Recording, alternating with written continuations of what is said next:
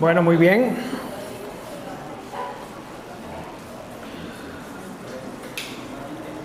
Buenos días.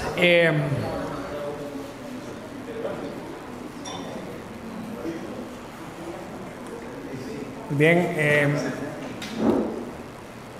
voy a tomarme la libertad de volver a leer el texto de hoy. Es importante que todos lo tengamos muy fresco.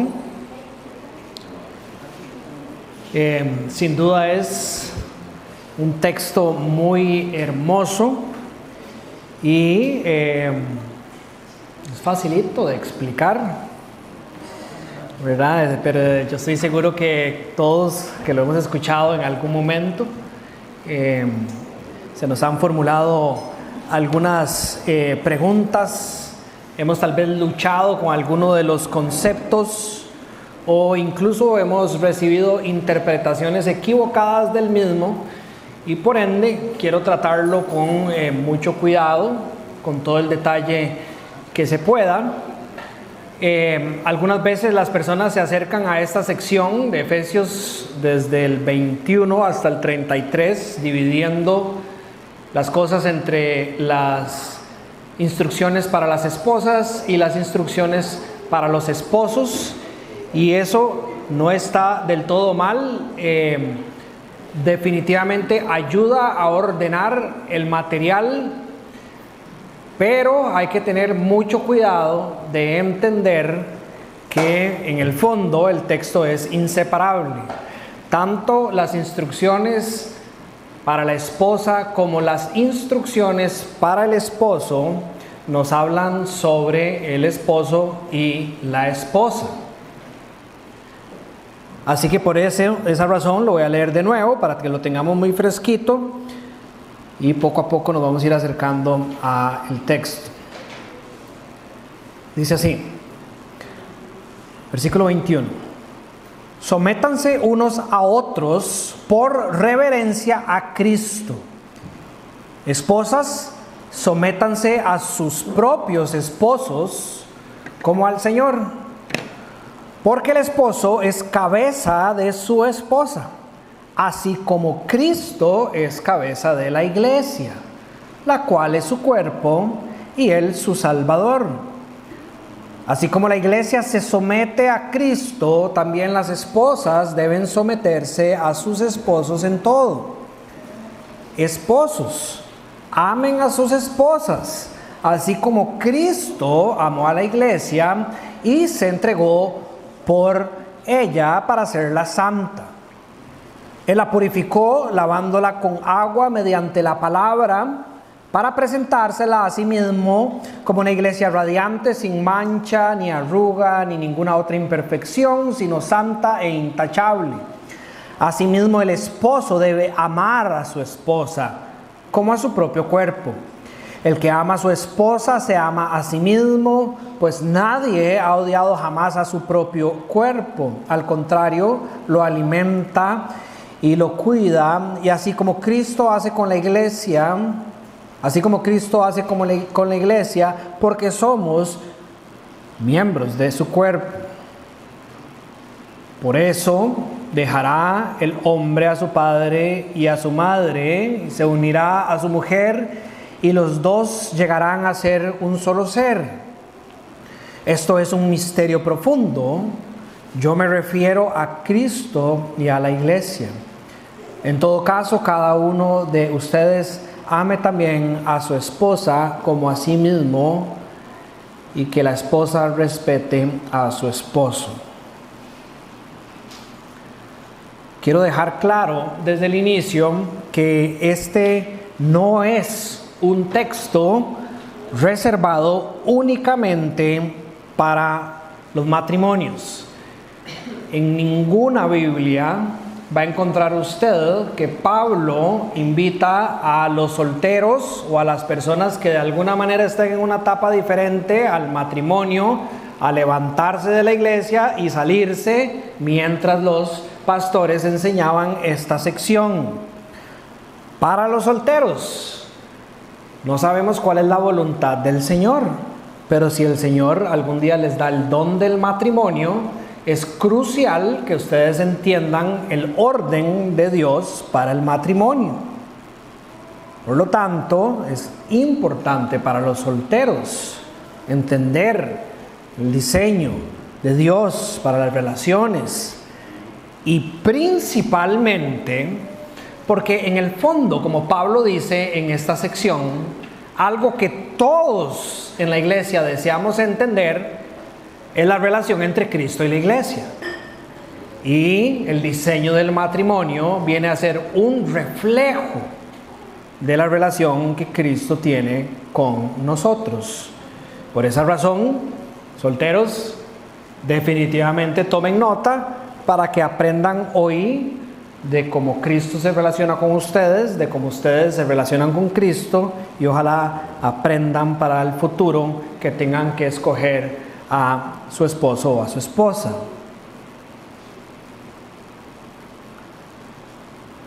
Y como dije al principio, es para toda la iglesia también.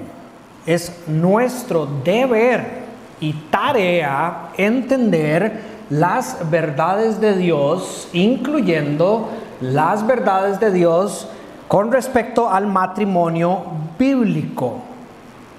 Queremos aprenderlas, queremos practicarlas, queremos estudiarlas para poder compartirlas, para poder edificar el cuerpo, para poder defender la verdad que fue entregada a los santos.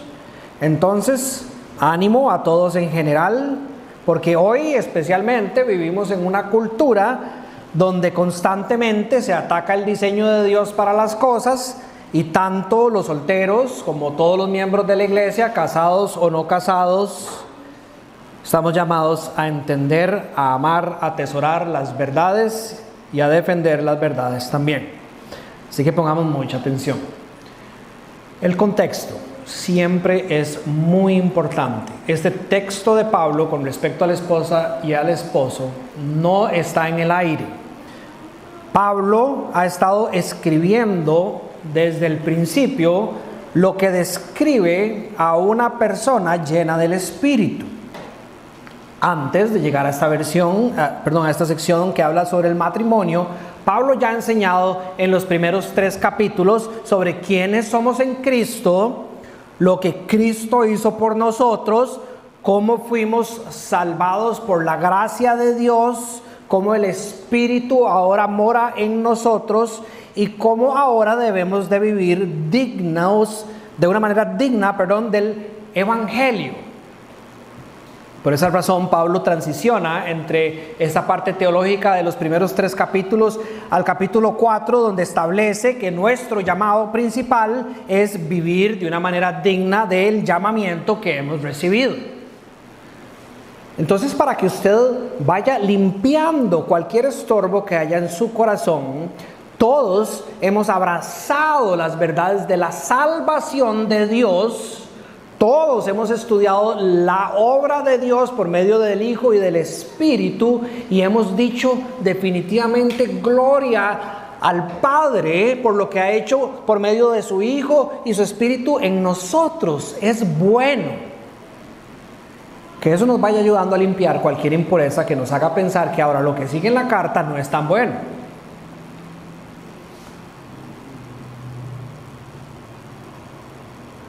Vivir de una manera digna del llamamiento que hemos recibido. ¿Y cuál es ese llamamiento? Dios nos salvó por gracia en Cristo, y ahora nuestra vida debe reflejar esa verdad que hemos abrazado. Desde el inicio del capítulo 4, Pablo nos llama a vivir en humildad, en mansedumbre, en paciencia, en unidad, en santidad, en amor, en obediencia y en dependencia de nuestro Señor. Porque la meta de todo cristiano, la meta de Dios por medio de la salvación de su pueblo, al final de cuentas es reflejar el carácter de Cristo. Y que por medio de reflejar el carácter de Cristo, las personas pueden ver a Cristo en nosotros y abrazar al Cristo de la salvación. En el fondo, ese es el propósito del matrimonio, o uno de los propósitos del matrimonio. Pablo sigue desarrollando toda esa idea del capítulo 4 en el capítulo 5. Versículos 1 y 2 nos hablan de que, por tanto, seamos imitadores de Dios, dice, como hijos muy amados, lleven una vida de amor, así como Cristo nos amó y se entregó por nosotros. Es decir, vivan como Cristo. Cristo es el fundamento y ejemplo perfecto de cómo nosotros deberíamos de vivir en todas las áreas de nuestra vida cristiana. Somos llamados a amar como Cristo, somos llamados a servir como Cristo, somos llamados a sacrificarnos como Cristo y a vivir en la santidad de Cristo. De aquí que Pablo llega a la sección que Billy predicó la semana pasada, del 18 al 21, a hacer una comparación entre lo que es embriagarse y vivir llenos del Espíritu. En el fondo, esa comparación nos tiene que llevar a pensar es que embriagarse nos lleva a vivir de una manera alejada de la voluntad de Dios, contraria a los caminos del Espíritu. Y ser llenos del Espíritu, es decir, hablar con salmos, dar gracias a Dios y someternos unos a los otros con reverencia, es lo que nos acerca a vivir una vida más como la de Jesús. Y nada más quiero abrir un paréntesis para reforzar esa idea de el embriagarse. La comparación que Pablo está usando no es necesariamente o estrictamente hablando del alcohol. Hay muchas personas que equivocadamente dicen, pero bueno, es que la Biblia dice que uno no debería emborracharse, pero no habla nada sobre las otras sustancias.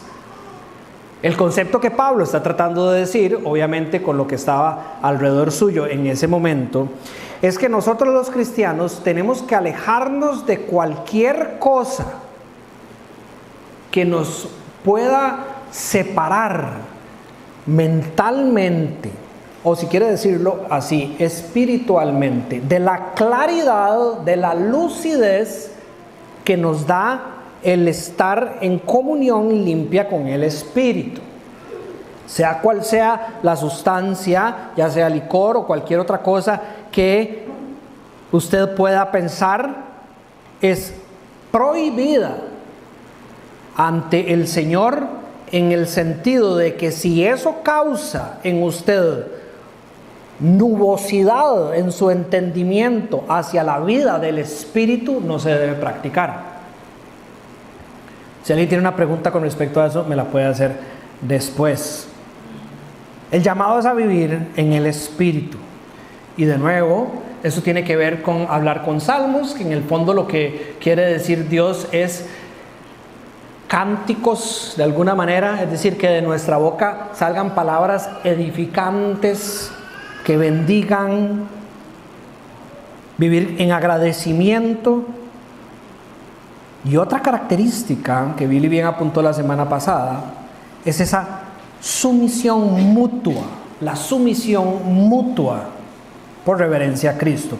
Ahora, yo sé que Billy se refirió a esto la semana pasada, pero es demasiado importante para poder hacer un link con lo de esta semana. ¿Qué significa someterse unos a otros? Según el versículo 21. ¿Qué significa someterse versículos a otros? Someterse unos a otros. Y ahora, ¿por qué esto es tan importante? ¿Y por qué me permito yo devolverme a este punto? Porque cuando usted estudia esta sección en el griego, usted se da cuenta, es decir, en el lenguaje original, usted se da cuenta que la palabra sométanse del versículo 22 no está. Y entonces algunas personas se ponen curiosas de mala manera y creen que esa palabra sométase fue agregada después en las traducciones.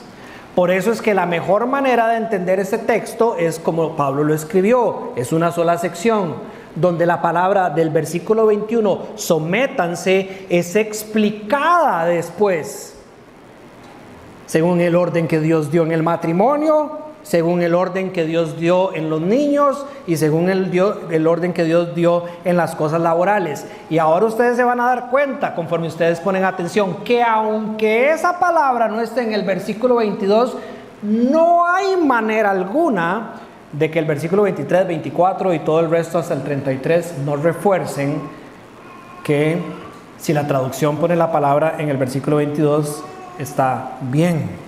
Pero bueno, por esa razón me voy a volver al versículo 21, simplemente para que usted pueda seguir esta idea que yo le estoy diciendo. ¿Qué significa someternos los unos a los otros? Y vamos a aclarar esto desde ya, muy importante. La sumisión mutua no significa que todos tienen la misma autoridad o el mismo rol. No significa que todos tienen la misma autoridad o el mismo rol, porque eso sería contrario a todo el resto de las enseñanzas bíblicas. Más bien, significa que todos los creyentes debemos caracterizarnos por humildad, servicio y disposición a buscar el bien de los demás. Y conforme le voy dando definiciones, siempre piense en el ejemplo perfecto, que es Cristo. Si usted lo puede ver en Cristo, vamos por buen camino. Juan Calvino, el reformador del siglo XVI, lo explica de esta manera. Pablo llama a los creyentes a ceder rápidamente a los deseos y necesidades de otros antes que insistir en sus propios bienes. De nuevo, caracterizados por humildad, servicio y disposición para buscar el bien de los demás. Pero de nuevo, y mucha claridad con esto, esta humildad, este servicio y esta disposición funciona dentro del orden que Dios estableció. Por ejemplo, ese orden se ve en la relación entre los hijos que se someten a sus padres. Ese orden se ve en los creyentes que deben de someterse a las autoridades que Dios ha puesto en el mundo. Ese orden se ve dentro de la iglesia, cuando los miembros de una iglesia local deben de someterse a la autoridad de los ancianos pastores, es la misma palabra. Y en este caso, en la forma en que las esposas se someten a sus esposos y en la forma en que el esposo debe someterse a Cristo. Un teólogo de nuestros días, Thomas Schreiner, dice: la sumisión mutua no significa una sumisión recíproca exactamente de la misma manera. Es decir, es claro que todos estamos llamados a servirnos los unos a los otros, pero eso no rompe que hay un orden que Dios ha dado para cómo hacerlo. Gálatas 5:13 nos llama a servirnos unos a otros con amor. Jesús en Juan 13 nos dice que todos debemos lavarnos los pies como discípulos, sin egoísmo, sino sirviendo a los demás en amor también. Primera de Pedro 4:10, cada uno ponga al servicio de los demás el don que haya recibido. De nuevo, humildad, servicio, disposición. Y Filipenses 2:3 y 4, antes de que Pablo enseñe de cómo Jesús se somete al Padre y la bendición de eso, Pablo llama a todos los creyentes a no hacer las cosas por egoísmo o vanidad. Dice, más bien con humildad consideren a los demás como superiores, ¿verdad? Esa humildad que se ve en el servicio a ustedes mismos, dice, sino también por los intereses de los demás.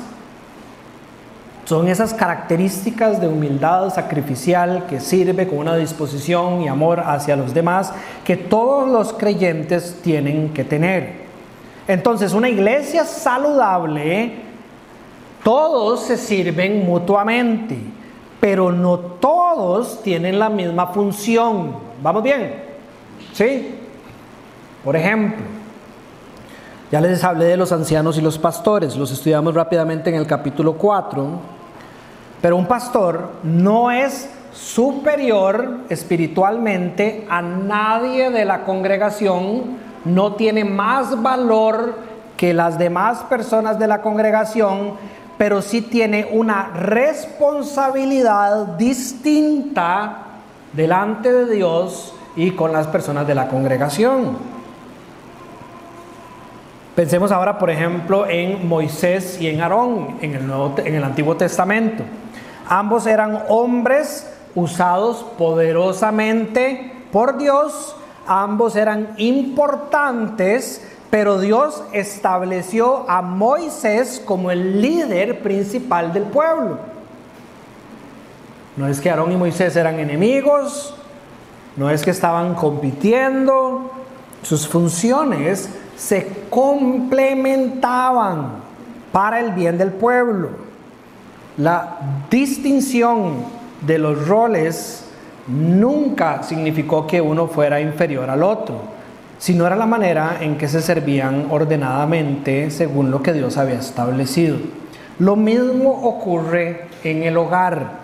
La Biblia nunca presenta la autoridad y la sumisión como una competencia de valor, sino como un diseño de orden para el florecimiento de la casa.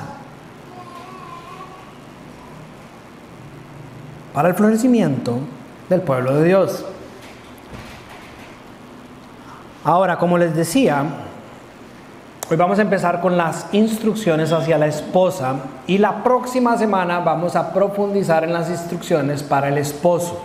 Pero van a ver, es imposible no aprender sobre las instrucciones del esposo mientras estudiamos las instrucciones de la esposa.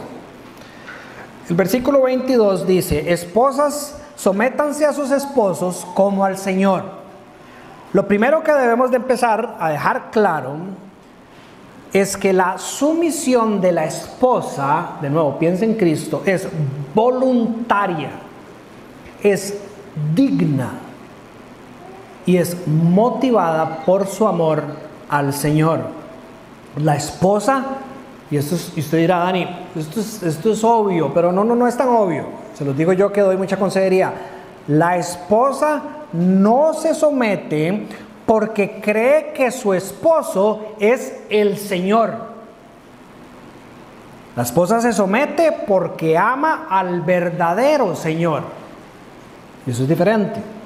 Ella ama al Señor Jesús y quiere servir como el Señor Jesús sirvió. Y esto cambia completamente el enfoque, porque la motivación principal no es el esposo, no es lo que la esposa ve en su esposo, sino lo que la esposa ve en Cristo. Una esposa piadosa, es decir, una esposa que busca agradar al Señor, finalmente lo que está diciendo con su vida es: Señor, yo confío en tu diseño. Señor, yo confío en tu sabiduría. Señor, yo quiero honrarte en esto también. Ahora, muy importante, lo que la sumisión no significa. La sumisión bíblica no significa inferioridad. Una esposa puede someterse bíblicamente al liderazgo de su esposo y aún ser más preparada académicamente, tener dones hermosos y grandiosos, ser mucho más capaz en ciertas áreas de la administración de su hogar y de la pareja y demás. Entonces, definitivamente la sumisión bíblica no significa inferioridad, no significa perder dignidad. Una esposa puede honrar y seguir a su esposo sin dejar de ser valorada, escuchada y respetada como coheredera de Cristo que es, como hija de Cristo que es. Hija del Padre Celestial que es. No significa pasividad. Es decir, no significa que una esposa tiene que dejar de expresar opiniones, o que ya no puede aconsejar al esposo, o que ya no lo puede corregir con amor. o que ya no puede participar de las decisiones que hay que tomar en el hogar. Eso no significa la sumisión. Tampoco significa que tiene que tolerar el abuso. Una esposa no está llamada a quedarse callada ante la violencia física, ante la violencia verbal o a una manipulación pecaminosa. No significa obedecer el pecado. Si una esposa, por ejemplo, le pide mentir, algo que ya estudiamos claramente en esta carta, que no puede ser parte de la vida de ningún creyente, o le pide apartarse de Dios, o le pide hacer algún otro pecado, la esposa debe obedecer siempre, primeramente, a Cristo, que es su Señor. No significa que deba de abandonar sus dones. Una esposa, de nuevo, puede seguir usando sus talentos, puede seguir sirviendo a la iglesia, trabajar en los ministerios para la gloria de Dios. Y ojalá que estemos todos bastante claros con esto. Las mujeres, en este caso, las esposas, fueron creadas a imagen de Dios. Son coherederas del reino de los cielos por la gracia de Dios. Tienen igual acceso a la salvación y poseen el mismo valor delante de Dios. Yo no sé de dónde alguien salió con la mentira de que la Biblia era machista o que las enseñanzas de Cristo eran machistas. Si cuando yo leo esta lista, fueron creadas a imagen de Dios, coherederas del reino de los cielos, acceso total a la salvación y poseen el mismo valor delante de Dios, tal vez todos ustedes dirán, de Dani, obvio, nadie creía eso en el tiempo de Pablo. Nadie. Las mujeres valían cero.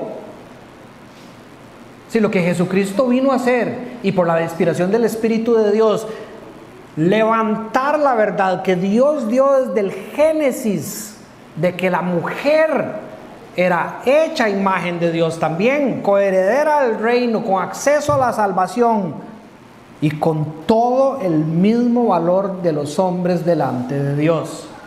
Por ende, sería un pecado terrible si alguien dentro del matrimonio no tiene la claridad como esposo de que esta es su esposa.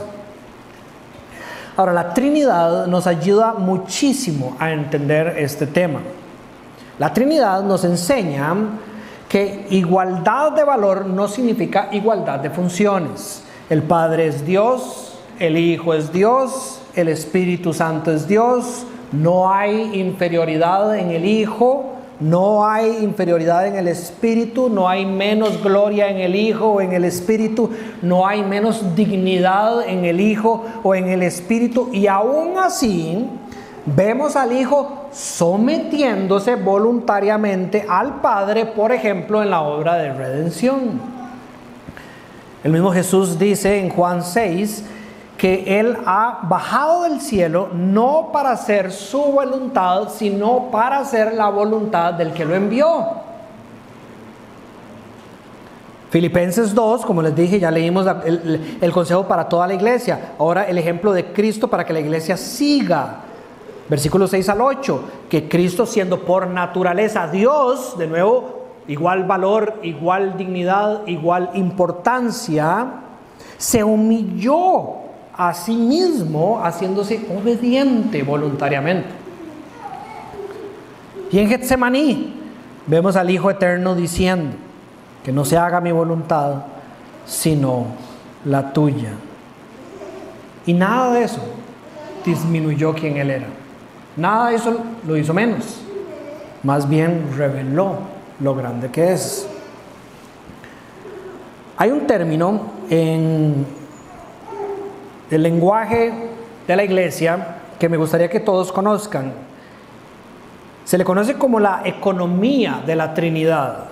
La definición de lo que es la economía de la Trinidad es esta: es la manera en que el Padre, el Hijo y el Espíritu obran con diferentes funciones y roles en la creación, la salvación y la obra de Dios, aunque son iguales en esencia y divinidad.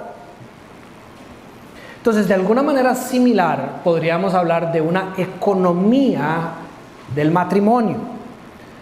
El pastor John MacArthur, fallecido recientemente, en su libro La familia viviendo en plenitud, creo que es la traducción del título, escribió: aunque el Padre y el Hijo son iguales en esencia y ambos son plenamente Dios, funcionan en roles diferentes. Por diseño de Dios, el Hijo se somete al liderazgo del Padre. El papel del Hijo no es en ningún sentido inferior, simplemente es diferente. Cristo no es inferior al Padre, aunque voluntariamente se somete a su liderazgo. Lo mismo es cierto en el matrimonio. Las esposas no son en ningún sentido inferiores a los esposos, aunque Dios ha asignado a esposos y a esposas roles diferentes. Entonces, ¿cómo vemos el diseño de Dios para el matrimonio según este texto? Pablo lo explica en el versículo 23. El esposo es cabeza de su esposa, así como Cristo es cabeza de la iglesia. Y aquí vemos la parte de cabeza y debemos de entenderla como autoridad sobre su esposa. Y como les hablaba, si la palabra sumisión no está en el versículo 22, el versículo 23 nos clarifica de que eso es lo que Pablo quería exactamente decir. Porque de ninguna manera podríamos nosotros o hemos nosotros abrazado la mentira de que Cristo no tenga autoridad sobre su iglesia, ¿correcto? Por ejemplo, cuando estudiamos Efesios, la misma carta, la misma palabra, 22, en el capítulo 1, versículo 22, todos estudiamos que Dios sometió todas las cosas al dominio de Cristo y lo dio como cabeza de todo a la iglesia. Y creo que nadie tiene ningún problema con eso, ¿verdad? La misma palabra. Colosenses capítulo 2, versículo 10, Cristo es la cabeza de todo. El teólogo Wayne Grudem, que nosotros estudiamos su libro de doctrina bíblica aquí en la iglesia, en uno de los discipulados, escribió sobre esta palabra. Dice que en Efesios 5:23, la palabra cabeza significa autoridad sobre, especialmente porque el paralelo es Cristo como cabeza de la iglesia. Y Cristo ciertamente ejerce autoridad sobre la iglesia.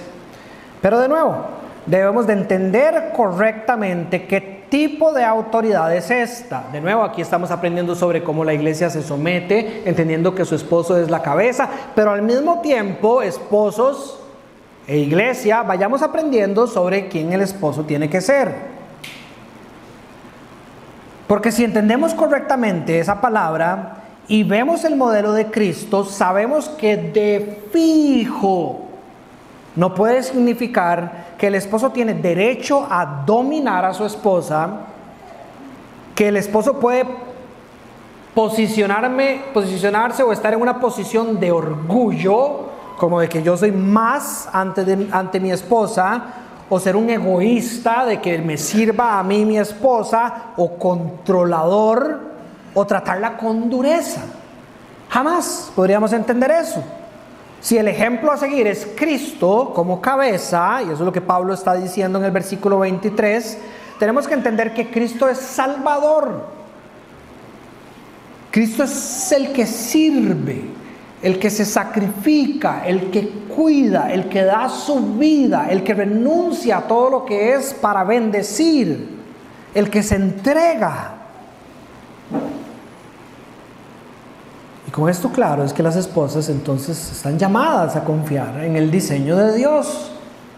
Ellas ven el modelo en Cristo, ellas escuchan la instrucción de Cristo y se someten a lo que su Señor las llama a someterse dentro del orden del matrimonio.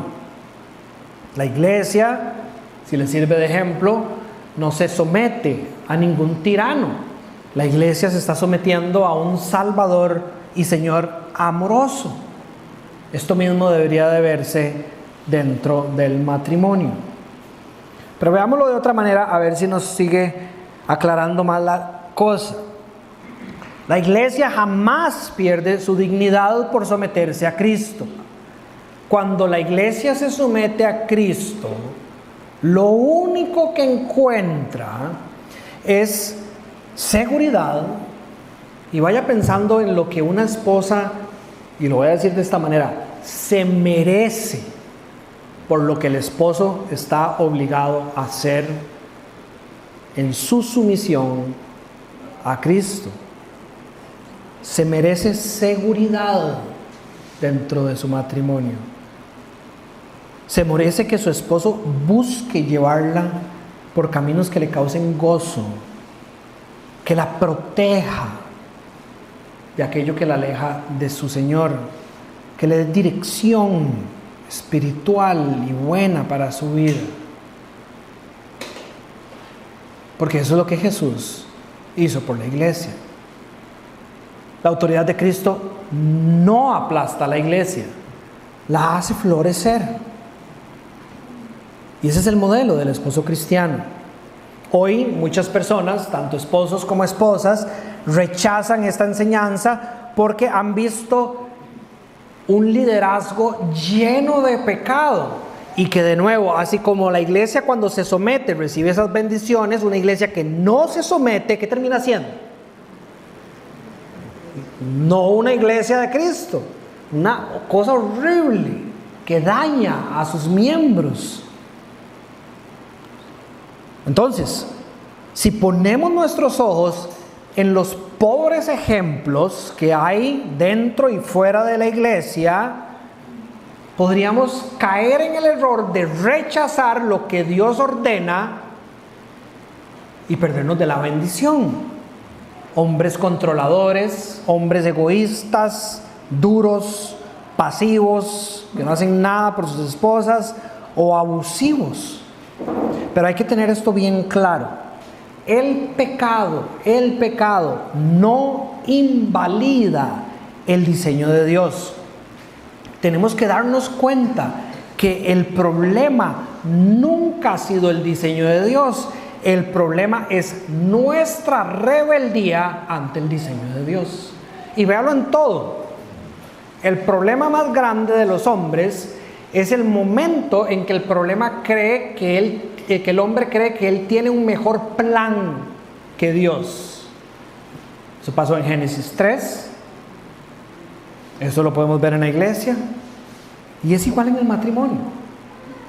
Cuando usted, después de hacer un análisis desde el trono del rey, usted sentado, de cómo se ven los matrimonios en la tierra, dice, yo creo que yo tengo un mejor plan. ¿Verdad? Yo le digo a las personas, nosotros los cristianos somos una pobre representación de quien Cristo es. No tenemos que tener miedo de buscar modelar quien Cristo es. Pero los ojos de esta iglesia no tienen que estar puestos en mí. Aunque yo estoy llamado a un alto estándar de modelo según las enseñanzas de Dios, los ojos siempre tienen que estar puestos en Cristo. Y conforme usted con los ojos de su corazón pone todo su peso en el orden divino y no en los ejemplos de las personas, usted va a poder ver cómo el modelo de las personas alejado por medio del pecado del orden divino es malo y el orden de Dios es bueno. El pecado no invalida el diseño de Dios. El problema nunca ha sido el diseño, sino nuestra rebeldía al diseño. Otro término que quiero que tengamos claros, ¿qué es el complementarismo bíblico? El complementarismo tiene que ver mucho con lo que estamos aprendiendo hoy y es lo que nosotros creemos que la Biblia enseña claramente. Hombres y mujeres, en este contexto, esposos y esposas, igual valor ante Dios, igual dignidad ante Dios, igual merecedores de la obra de salvación del Señor, igual dotados y habitados por el Espíritu de Dios. Pero, de nuevo, distintos en funciones que se complementan para bendición, no que compiten para ver quién es mejor, sino que se sirven el uno al otro en el orden que Dios dio para la bendición del matrimonio, de la familia y de la sociedad. Y Dios, sabiendo probablemente cómo se comporta el corazón del hombre, sabiendo que íbamos a ser tentados a decir, pero es que estas enseñanzas seguro funcionaban mucho en el tiempo de Pablo, ahora es diferente, ahora ya esto no aplica. Decide anclar esta instrucción que Pablo da en el año en el año 60 después de Cristo, 62 después de Cristo probablemente, decide anclar esa verdad a la creación. Y por eso es que está hablando de la instrucción de lo que pasa cuando el hombre y su mujer dejan todo y se convierten en uno para ser el matrimonio que Dios ha estructurado. Nace desde la creación. Antes de la caída ya existía distinción entre las funciones, orden de Dios y complementariedad. Véalo aquí. Adán, sí, fue creado primero con una intención de Dios, y Eva fue creada como, dice la Biblia, ayuda idónea. Es la manera en que la mayoría de las versiones lo traducen. Pero ayuda idónea no significa asistente inferior o que fue creada para ser la sirvienta de Adán. Significa complemento perfecto. Complemento perfecto. Pastor estadounidense y teólogo Kevin DeYoung explica lo que es la ayuda idónea de esta manera. La mujer fue creada para ser la ayudadora del hombre, no porque fuera menos importante, sino porque juntos, como hombre y mujer, podrían cumplir la misión que Dios les había dado. Cuando yo estoy dando consejería prematrimonial, me gusta que las personas siempre tengan esto claro. Lo que Dios quería mostrar a todos en la historia es que básicamente dentro del matrimonio el hombre no puede jamás pensar que él puede hacer los propósitos que Dios tiene en ese matrimonio sin el complemento perfecto que es su esposa.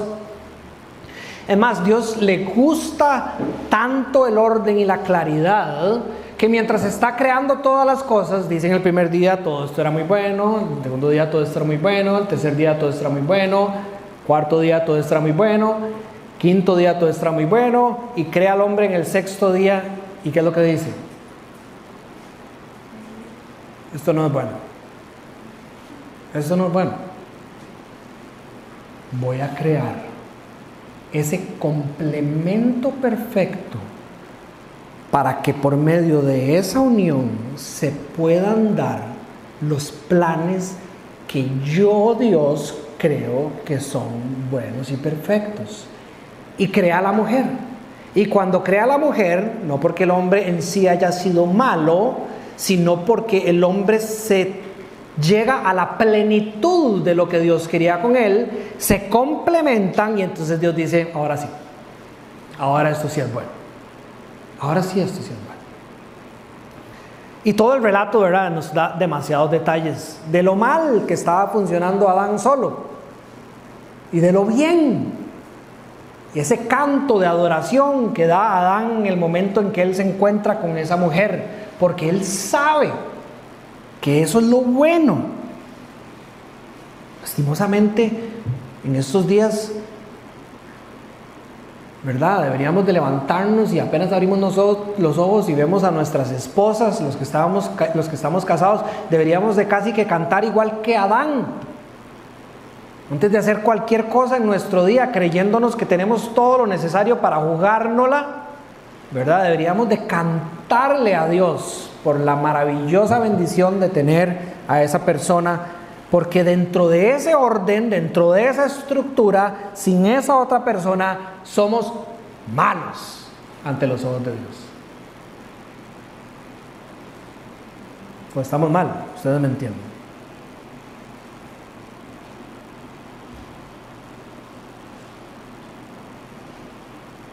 Es cierto que según el orden, Adán recibe mandatos de Dios de una manera diferente a Eva. Es cierto que por el orden de Dios, Adán tiene una responsabilidad diferente ante Dios que la que tiene Eva, y eso todo lo podemos ver en el relato del Génesis.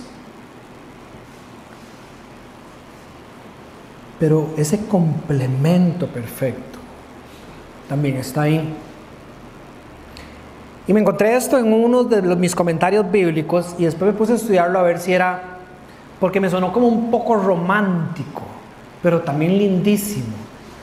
Y resulta que de repente sí, toda la iglesia lo ha creído durante miles de años. Entonces lo traje para que ustedes, si no lo han escuchado, lo escuchen. Pero un comentario de Matthew Henry dice: la mujer fue hecha del costado de Adán, no de su cabeza para dominarlo, ni de sus pies para ser pisoteada, sino de su costado para ser igual a él, debajo de su brazo para ser protegida y cerca de su corazón para ser amada. Me gustó mucho. Kevin DeYoung, que ya cité anteriormente, el complementarismo bíblico no trata de quién vale más, sino de cómo hombres y mujeres reflejan juntos la gloria de Dios. ¿Y cuál sería el problema del opuesto al complementarismo bíblico, que sería el igualitarismo moderno? El problema del igualitarismo moderno no es que quiera la igualdad de dignidad entre hombres y mujeres. Eso está bien. La Biblia lo enseña por todo lado. Claro que está bien. El problema es que intenta borrar las distinciones creadas por Dios. Nosotros vivimos en una cultura donde constantemente estamos escuchando que la diferencia es opresión, que la autoridad es mala, que todo el liderazgo masculino es tóxico, que toda la sumisión es degradante. Pero esa no es la visión que nos da Dios. Esa no es la perspectiva bíblica. Más bien, cuando eliminamos el diseño de Dios, y véalo usted en la sociedad, los hombres se vuelven pasivos abusivos, las mujeres cargan pesos que Dios nunca diseñó para que ellas llevaran solas en el matrimonio, los hogares pierden dirección espiritual y eventualmente el evangelio deja de reflejarse correctamente. Cuando nosotros eliminamos el diseño de Dios complementario, del complementarismo, dejamos de reflejar correctamente, y vea lo serio que es, dejamos de reflejar correctamente la relación entre Cristo y su iglesia, que es precisamente el modelo que el matrimonio fue creado para mostrar. Lastimosamente hoy vemos hogares donde nadie, esposos, quiere liderar espiritualmente. No hay guía del esposo, no hay disciplina, no hay discipulado, no hay orden, no se ora por las esposas, no se toma responsabilidad como Dios les manda, y las esposas terminan cargando casi que solas el peso espiritual de su hogar. De eso vamos a hablar claramente la próxima semana para apuntar lo malo y lo que Dios llama bueno. Como dijo MacArthur, cuando el diseño divino para la familia es ignorado, la sociedad entera se desmorona. Entonces, ¿qué significa la sumisión? Sí significa honrar el diseño de Dios, apoyar el liderazgo piadoso del esposo, buscar el bien espiritual del hogar, servir con amor y caminar en obediencia al Señor. Es vivir como vivió Cristo para darnos ejemplo. Jamás justifica el abuso. Claro que un barco tiene que tener a alguien en el timón, pero eso no significa que el resto de los marineros no valgan nada. Dios dio un diseño para evitar el caos. La esposa piadosa puede aconsejar, exhortar, animar, corregir con gracia y aportar sabiduría.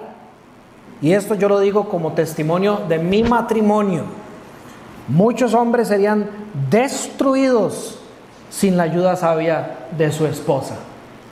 Yo no sé dónde rayos estaría yo sin la ayuda sabia de mi esposa, sin la voz constante predicándome del Señor de ella a mi vida.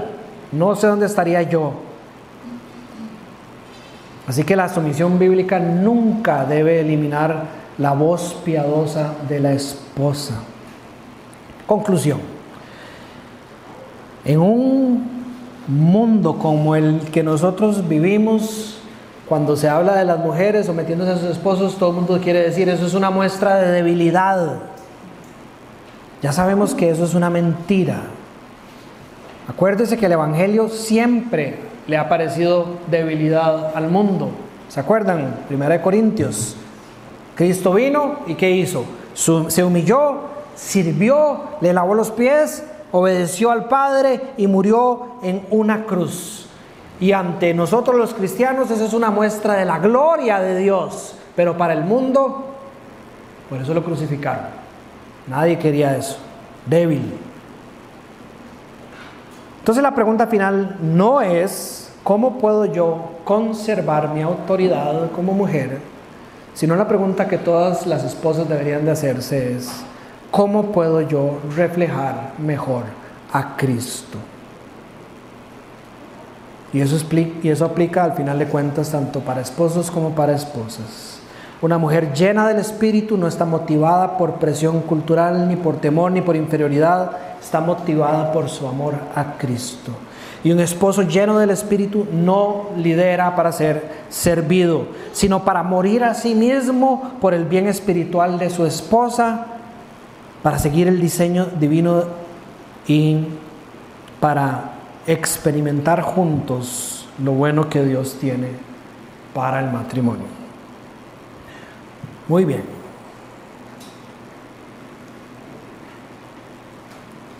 Como dije en la mañana, yo sé que este tipo de textos pueden generar preguntas, pero no vamos a responder preguntas hasta la próxima semana, porque de ahí puede ser que la próxima semana se respondan algunas de las preguntas que usted tiene cuando estudiemos sobre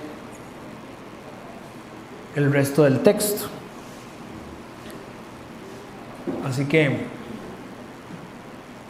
vamos a celebrar la cena hoy del Señor.